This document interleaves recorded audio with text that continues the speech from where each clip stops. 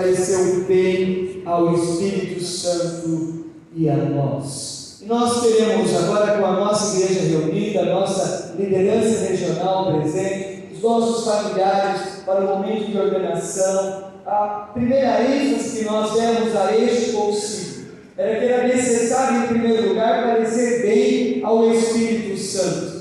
E não parecer bem a nós e ao Espírito, mas parecer bem ao Espírito e a nós. E agora nós estamos caminhando para o encerramento do nosso concílio. E eu quero declarar nesta manhã que eu creio que pareceu bem ao Espírito e pareceu bem a nós todas as decisões tomadas neste plenário para a glória do nosso Deus. Amém? Você é ministro, você pode aplaudir ao Senhor, porque eu creio que o Senhor nos abençoou nas nossas divergências e na nossa convergência. O Senhor entendeu o momento de pararmos uma discussão para depois continuarmos ouvindo a voz do Senhor. O Senhor está presente, esteve presente em cada caminhada e com a nossa região. Eu quero compartilhar com vocês 3 expressões para este novo ano que nós vamos iniciar, para o ano em que nós vamos trabalhar o tema da sabedoria e da simplicidade do Evangelho, para este ano que nós queremos servir ao Senhor. 3 expressões para nos dirigir, ao nos levantarmos daqui, para voltarmos para a nossa casa, para o nosso lar, ao sairmos daqui, para voltarmos e aguardarmos as nossas nomeações pastorais, ao sairmos daqui, para preparar as nossas programações de final de ano e também nos colocarmos à disposição para este novo ano que está diante de nós. E a primeira palavra é uma palavra que está em Josué e diz assim a palavra do Senhor: não te mandei eu ser forte e corajoso, não te espantes, porque o Senhor teu Deus é contigo por onde quer que andares. Ser forte e corajoso, ser forte e corajosa, pastor, pastora, igreja local aqui representada, nós somos chamados para ser uma igreja forte, uma igreja que tenha coragem, uma igreja que tenha unção, uma igreja que faça parte do propósito, daquilo que Deus tem determinado para cada um de nós. Ao longo do nosso concílio, nós falamos de uma crise que está ao nosso lado, mas também declaramos que o Senhor Jesus é maior que toda e qualquer crise. O Senhor Jesus é aquele que nos faz fortes e corajosos. O Senhor Jesus é aquele que nos encoraja, que nos fortalece, que nos inspira. E quando nós olhamos para o chamado de Josué, em meio a uma crise, em meio à morte do seu líder, do seu mentor, em meio a um processo de perda, de luto, o Senhor diz a Josué: eu estou escolhendo você para uma missão, você vai levar este povo à terra prometida. E é isso que Deus tem para cada um de nós nesta manhã. O Senhor nos levantou como igreja na terceira região para levarmos o nosso povo a uma terra prometida, a um lugar de bênção, de esperança, de alegria. O Senhor está dizendo a mim e a você nesta manhã: ser forte e corajoso. Ser forte e corajoso. É o Senhor que está nos animando, nos encorajando a olhar para cada uma das nossas decisões que vão além de um orçamento regional, ao sonhar o nosso planejamento regional, uma nova perspectiva missionária. Nós celebramos uma igreja que nasceu, que foi elevada à igreja. Nós oramos e intercedemos.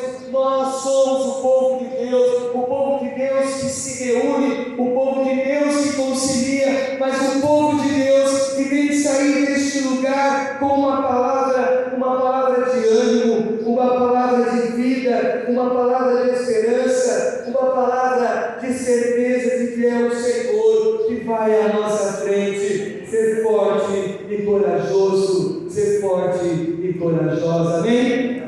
Diga para a pessoa que está ao seu lado: ser forte e corajoso.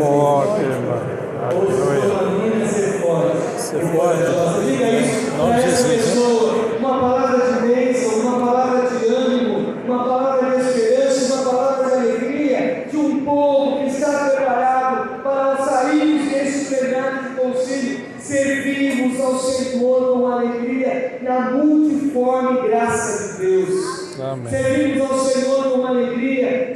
maneira intencional. Servimos ao Senhor com alegria, como homens e mulheres que amam o Senhor, que acreditam no seu chamado, que acreditam na sua vocação, que sabem da importância e que este é o lugar de nós nos colocarmos na presença do Senhor e dizer: usa-nos, ó Pai, e Ele está dizendo a você: ser forte e corajoso.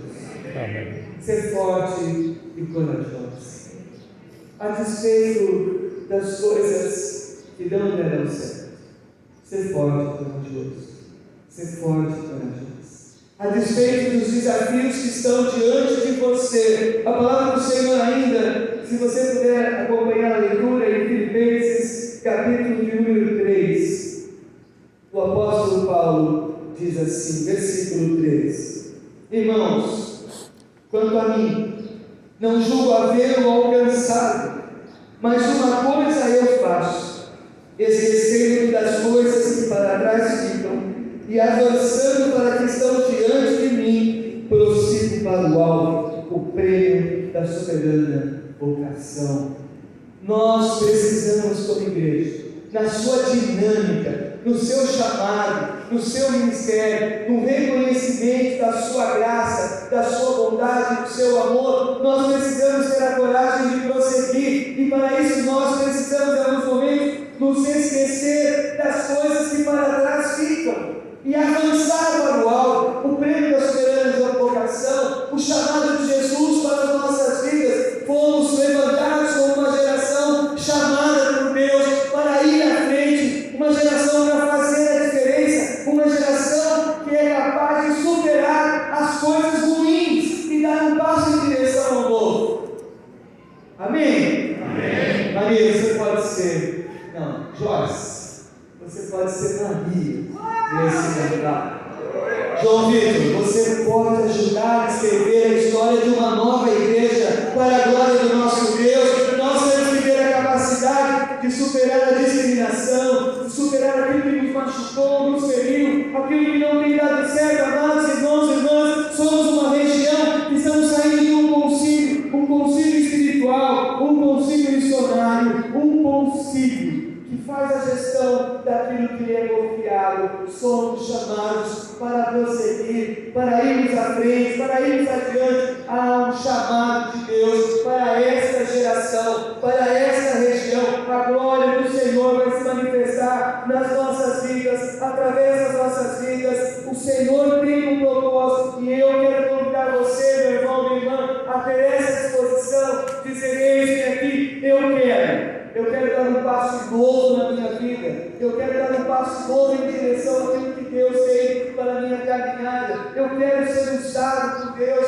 eu quero dizer sim ao projeto intencional que Deus tem para as nossas vidas e através das nossas vidas. Por isso eu quero dizer a você: esqueça aquilo que não foi bênção da sua vida e dê um passo em direção ao novo que o Senhor tem para você. Há um propósito de Deus para a sua vida, há um chamado de Deus para o povo que é chamado metodista, há uma unção de Deus sobre as nossas vidas, há uma graça sobre nós, igreja do Senhor, povo de Deus. Nós vamos nos unir e vamos fazer a missão, esta missão que o Senhor está nos confiando. Nós vamos honrar o Senhor com os nossos dons, com os nossos ministérios, nós vamos exercer a nossa fidelidade, a nossa generosidade. Mas eu quero convidar a este concílio, a liderança regional: vamos resgatar a simplicidade do Evangelho, a paixão pelas almas, para que a gente possa celebrar o crescimento da nossa região e que no próximo ano tenhamos uma grande colheita para a glória e para o louvor do nosso Deus. Tenha coragem de prosseguir. Aleluia, glória. Você vai aplaudir a causa do Senhor, porque é Ele a missão, é Ele a obra, é Ele a glória, é Ele que propõe para as nossas vidas. Eu quero dizer a esta região: nós não podemos parar em função do que não deu certo. O Senhor está nos levantando para escrever este tempo e esta história para a sua glória, para o seu louvor. Que nós possamos não ter medo, que nós possamos nos esquecer daquilo que pode nos aprisionar no passado. Tem essa capacidade de nos aprisionar, de nos limitar, de gerar medo nas nossas vidas. Paulo diz: eu que para trás ficam. Como ser evangelista depois de perseguir a igreja? Como ser evangelista depois de martirizar Estevão na sua frente? Mas quando o Senhor toca na sua vida, quando o Senhor diz: Saulo, Saulo, por que me persegues? E ele responde ao Senhor, ele tem que se esquecer, porque senão ele passaria o resto da vida tentando explicar as besteiras que ele fez. Mas quando ele entende que ele precisa esquecer o seu passado, ele começa a escrever uma história nova, um novo tempo, uma nova oportunidade. E este homem se converte, se transforma num líder da igreja. O Senhor levanta e diz: olha, este é um vaso escolhido, e ele é escolhido para sofrer no meu nome. E o Senhor vai levantado, colocado, e as suas cartas chegam até os nossos dias. Tem nos inspirado, tem nos abençoado, porque ele teve a capacidade de esquecer as coisas que para trás ficam. E ele prosseguiu para o novo, para o alto, para aquilo que Deus tinha para a sua vida, algo em especial, importante. E ele diz ainda neste texto: prossigo para o alvo, o prêmio da soberana vocação de Deus em Cristo Jesus, todos, pois, que somos perfeitos, tenhamos esse sentimento, e este é o sentimento do concílio. E se porventura pensais de outro modo, também Deus esclarecerá, e este é o sentimento do concílio. Nós temos a capacidade de pensar diferente, mas todavia andemos de acordo com o que já alcançamos. A única coisa que nós não podemos fazer é ficar parado.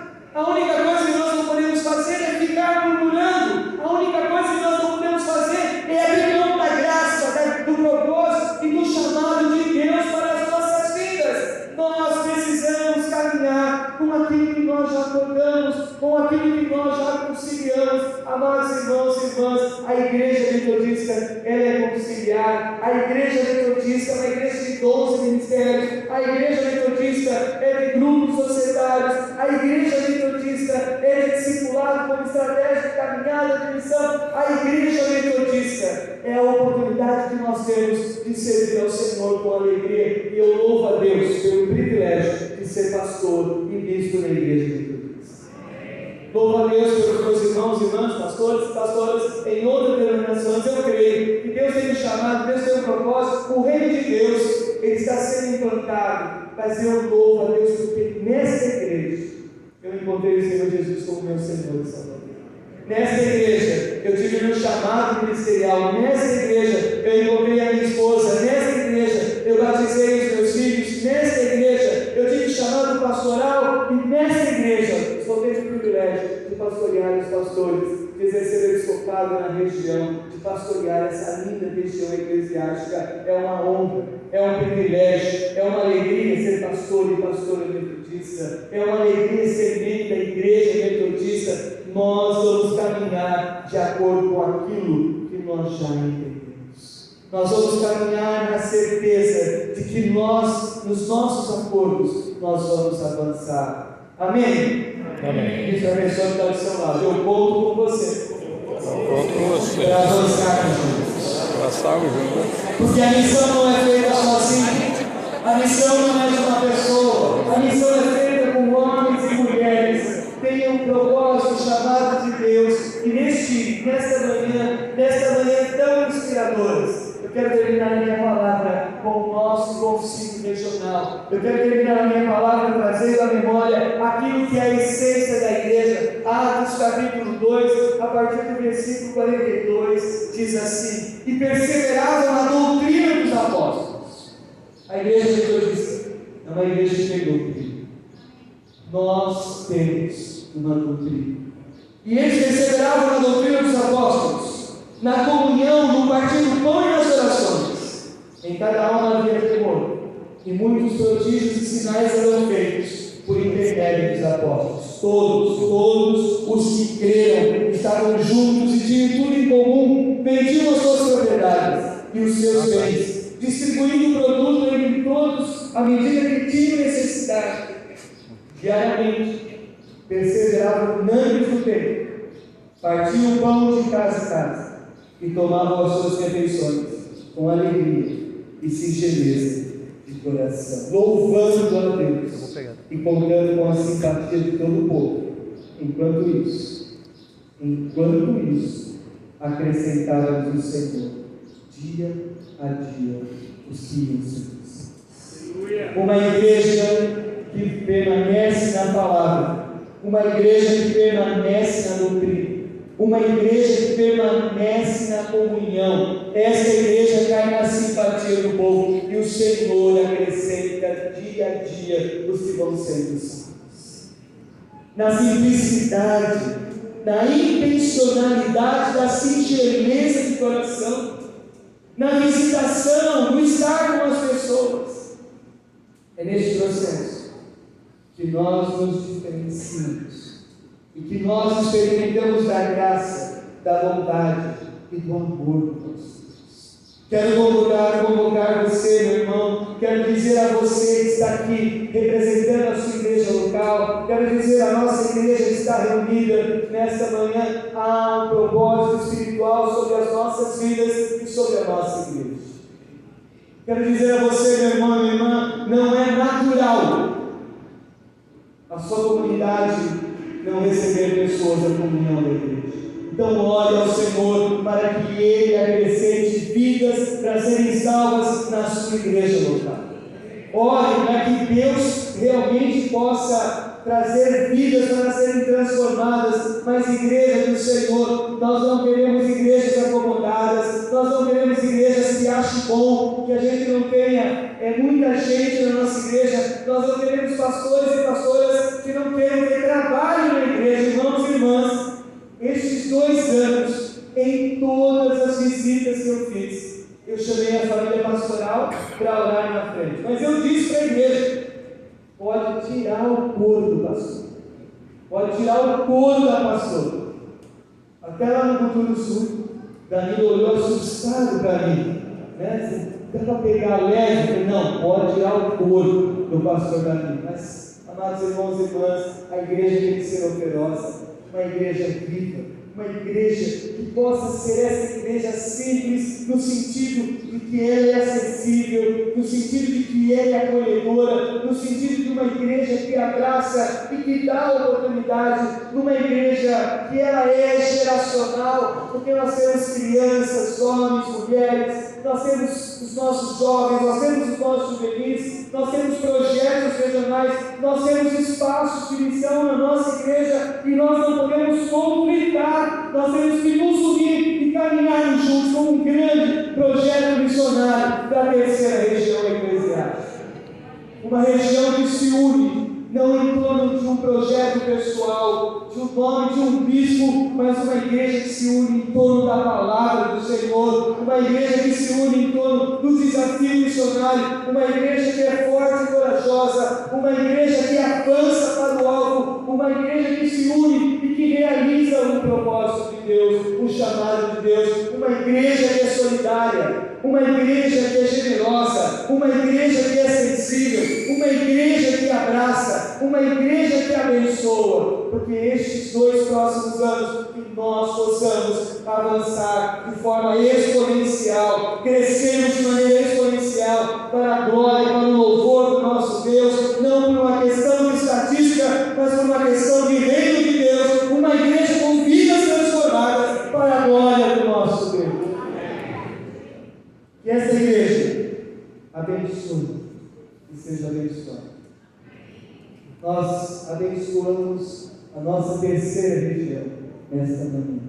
Nós abençoamos o nosso estado do Piauí e fazemos isso em nome de Jesus. Nós abençoamos os nossos espaços missionários e espaços de serviço. Eu quero convidar a nossa igreja nesta manhã a experimentar aquilo que Deus tem de melhor para cada um de nós diariamente. Eles estavam juntos, unânimes no templo, partiam o pão de casa em casa, tomavam as suas refeições com alegria e singeleza de coração, louvavam a Deus. Essa igreja do Senhor, cada grupo de discipulado, cada célula, cada grupo pequeno, grupo de conexão, não importa a maneira que nós chamamos isso, precisamos estar unidos, juntos, todos os dias, no nosso templo, na nossa casa, como um grande povo de Deus. louvando ao Senhor, louvando ao Senhor, louvando ao Senhor.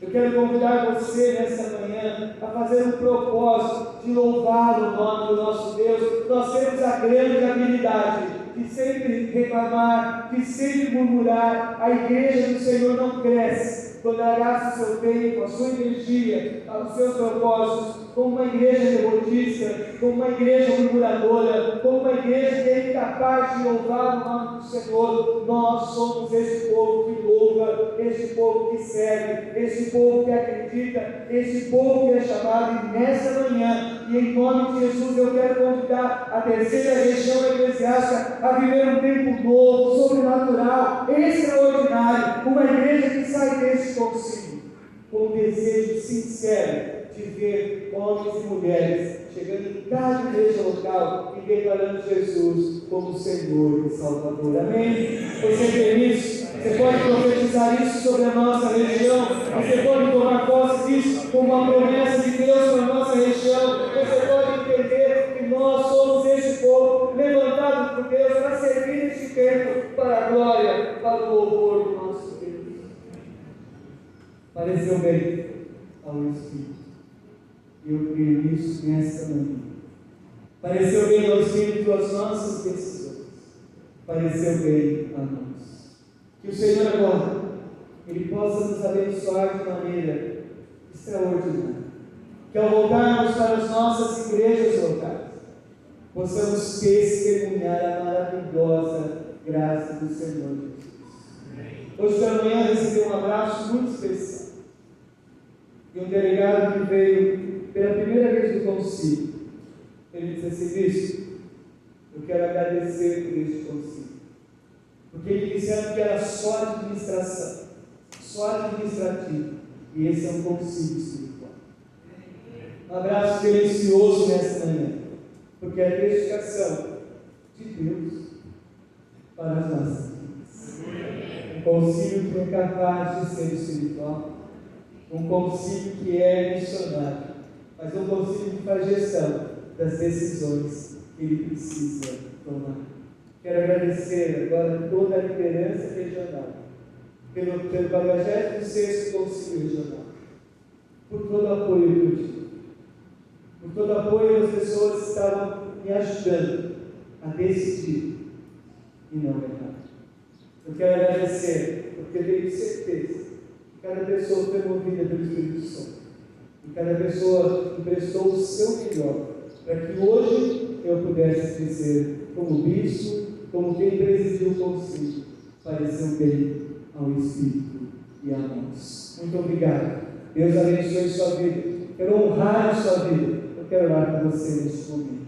Que você possa voltar para a sua igreja com força e coragem. Que você possa voltar para a sua igreja na certeza que é preciso de deixar o passado e avançar para o novo. Que você possa voltar para a sua igreja na certeza de que na simplicidade e na intencionalidade do Evangelho nós viveremos um tempo novo. Vamos orar ao nosso Deus. Feche seus olhos.